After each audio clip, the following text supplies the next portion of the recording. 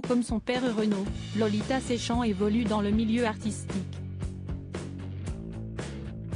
Si la quarantenaire n'a pas usé de sa voix pour gagner sa vie comme son illustre papa, elle est une auteure et une illustratrice de livres pour enfants et de bandes dessinées reconnues. Une échappée de Bartok Biloba, Les brumes de Sapa ou encore Les cendres de maman, c'est elle. La fille de Dominique Kilikini s'est alors retrouvée bien embêtée à cause d'une tendinite à la main et au cou, comme elle l'a indiqué dans une story Instagram publiée le vendredi 10 février. Faisant défiler des radiographies de sa main endolorie, l'ancienne compagne de Renan Luce s'est penchée sur sa blessure avec une pointe d'ironie. Y a-t-il quelque chose de plus beau que l'intérieur de nous? Surtout quand on n'a pas d'arthrose, mais juste une tendinite.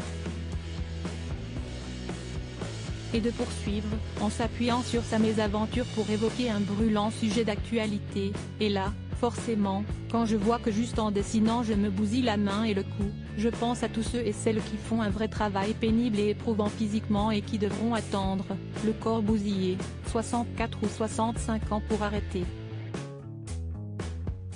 Et de conclure, pour arrêter d'avoir mal, il faut arrêter de s'abîmer et essayer de profiter du reste.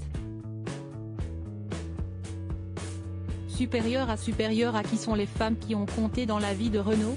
Lolita Séchant interpelle Emmanuel Macron sur un sujet sensible. Si la remarque de Lolita Séchant sur la retraite n'est pas sans faire écho à l'actuel débat sur le projet de loi qui a poussé de nombreuses personnes à descendre dans la rue, la maman d'Héloïse s'était déjà exprimée sur un autre sujet de société, l'écologie.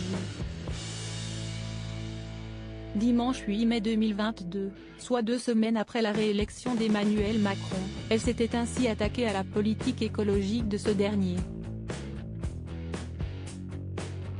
Dans une story Instagram, elle avait alors pointé du doigt le président pour avoir laissé passer des lois climaticides. Les belles promesses ont la durée de vie d'un entre deux tours.